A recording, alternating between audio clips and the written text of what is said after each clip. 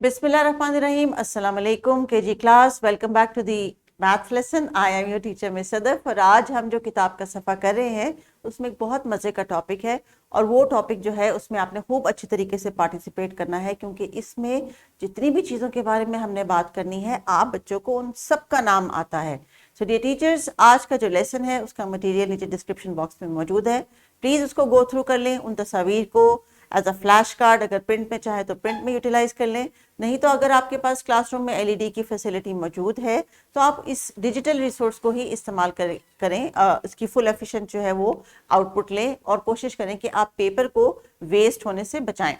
तो टीचर्स, आज का जो हमारा टॉपिक है it is about the introduction of 3D objects. तो इंट्रोडक्शन का मतलब ये है कि हमारी जो स्किल्स हैं आज वो लिसनिंग और स्पीकिंग के लिए हैं। तो बच्चों, लिसनिंग एंड स्पीकिंग की स्किल कौन सी होती है? जब हम किसी नई चीज़ के बारे में सुनते हैं खूब अच्छे तरीके से और गौर से और फिर उसके बारे में बोल के बताते हैं कि हमें ये चीज़ समझ आई है।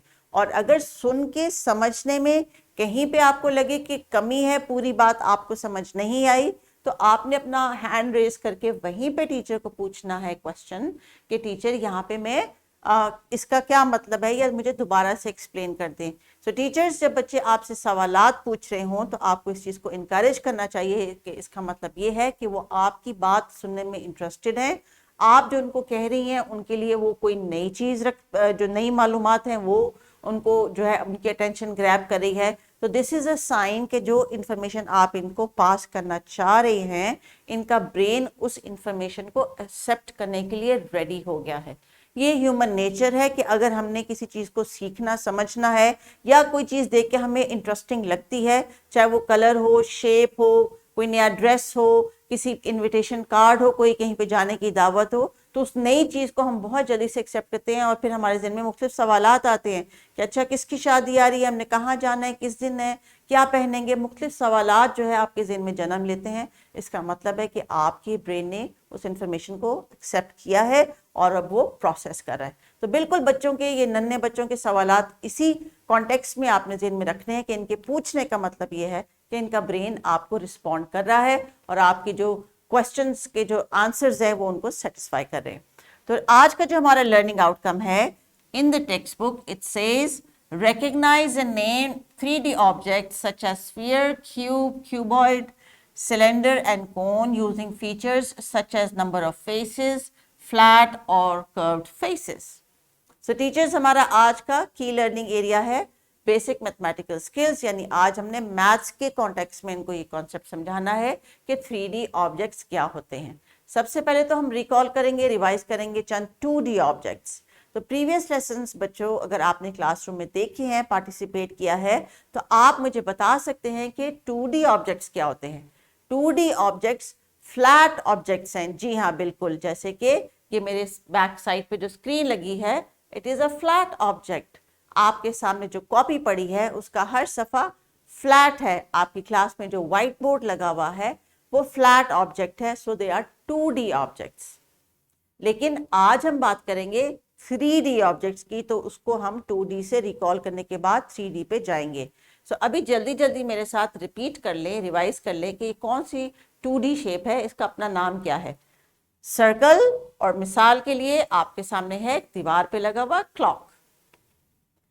ट्रायंगल, आपके सामने एक सैंडविच या कुकीज है जिनकी शक्ल ट्रायंगल जैसी है, ये फ्लैट ऑब्जेक्ट्स हैं, they don't have any sides. Door, it's rectangle, ये भी एक फ्लैट ऑब्जेक्ट है। अभी जब मैं आपको 3D एक्सप्लेन करूंगी तो आपको और भी बेहतर समझ आ जाएगी। लेकिन अब हम बढ़ते हैं 3D ऑब्जेक्ट पे। What is a 3D object? A 3D object is something which has sides. For example, a shoe box. किसी बॉक्स में आप कोई चीज़ तब रख सकते हैं जब आप उसके ऊपर ढक्कन देके उसको बंद कर लेते हैं। लेकिन जो फ्लैट चीज़ होती है उसको आप कवर नहीं कर सकते, वो वैसे ही फ्लैट रहती है और उसमें आप कोई चीज़ रख नहीं सकते। एक दूसरी एग्जांपल ले लेते हैं कोन आइसक्रीम की। अगर मैं आपको सादा सीधा एक ट्रायंगल का बिस्किट दूं तो उसके ऊपर आप कोन नहीं डाल सकते।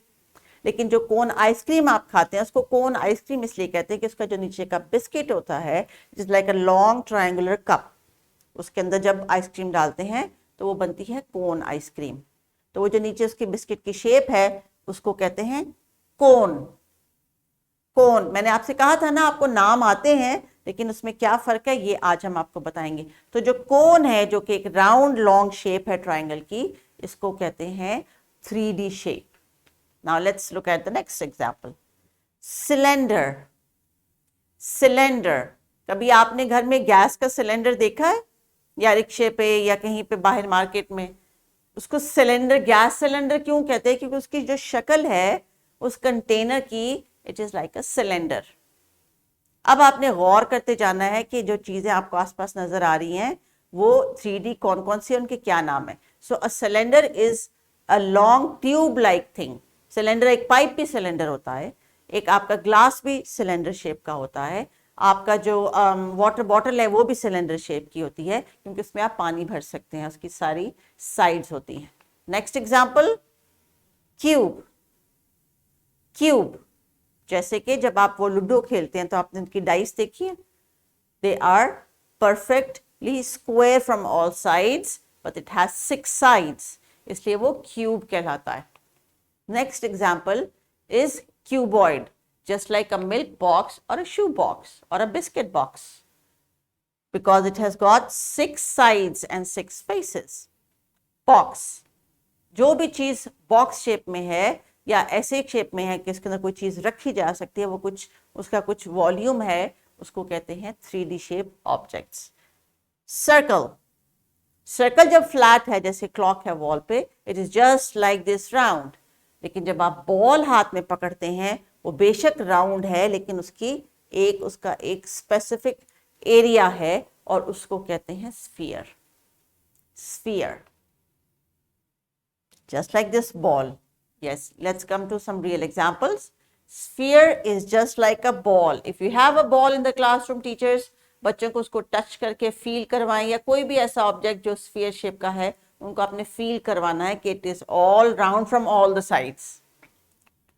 Next example is cone ice cream. Shape है कोन की, this is sphere, this is cone. Yes, ludo dices, shape क्या है? Cube. Cube, cylinder, sorry, cuboid, it's a milk box, cuboid. So teachers, अभी आपने क्या करना है कि आपने डिफरेंट कॉन्क्रीट ऑब्जेक्ट्स लेने हैं। कुछ तो मैंने आपको पिक्चर्स के तौर पे दिखा दिए और कुछ रियल ऑब्जेक्ट्स आपने क्लासरूम में अरेंज करने हैं, because this is how they will learn. जब उसको वो एक्चुअली देखेंगे फिर आप उनको कंपैरिजन कराएंगी कि ये देखें, ये जो पेपर है ये बिल्कुल फ्लैट है, इसके कोई साइड्स नहीं है, लेकिन जो ये बॉक्स है इसके 6 साइड्स हैं और इतने सारे इसके एजेस और कॉर्नर्स हैं। ये आपने उनको डिफ्रेंशिएट करवाना है और हाथों से फील करवाना है। और जब आप कोई ऐसी एक्टिविटी कराएं जिसमें आप उनको हाथों से फील करवा रही हैं तो चंद लम्हों के लिए उनकी आईज बंद करवा लें या उनको ब्लाइंड फोल्ड कर दें ताकि उनके हाथों के जो सेंसेस हैं वो कंप्लीटली तौर पे एक्टिवेट हों।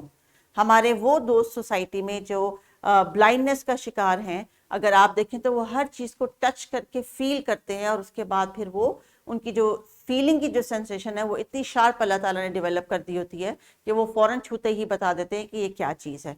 इसलिए ये भी सेंसेशन बच्चों को आप बताएं, इनको इस चीज़ का अंदाज़ा होगा, इस नज़र की जो अल्लाह ताला ने हमें एक वो नेमत दी हुई है इसकी भी सलाहियत का अंदाज़ा होगा कि अगर हमारे पास ना हो तो वो हमारे दोस्त जो हमारे आसपास हैं जिनको नज़र नहीं आता, या बुजुर्ग ऐसे जिनकी नज़र आहिस्ता आहिस्ता चली जाती है, तो वो किस तरह फिर अपने इन हाथों की टच के ज़रिए जो है वो चीज़ों को फील करते हैं और फिर उनसे उनकी अंडरस्टैंडिंग डेवलप होती है।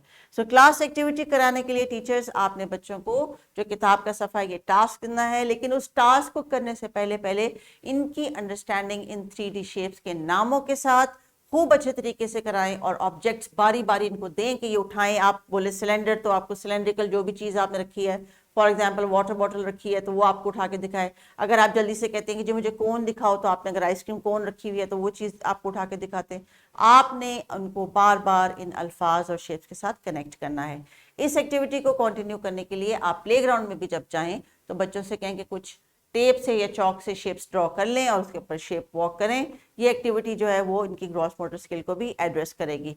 सो टीचर्स, वर्कशीट्स जो डिस्क्रिप्शन बॉक्स में आपके लिए दी गई हैं, इसी चीज़ को मद्देनजर रख के की गई हैं कि क्लासरूम में आज एक्टिविटी कर लेने के बाद ये बच्चे काफ़ी हद तक इस काबिल हो जाएंगे, क्योंकि ये केजी क्लास है और इन्होंने ग्रेड 1 में जाना है, तो इनको इन शेप्स के नाम और इनके साथ जो इनकी कनेक्टिविटी है, साइड्स और फेसेस, वो आपने इनको खूब अच्छे तरीके से प्रैक्टिस करवा ली हैं।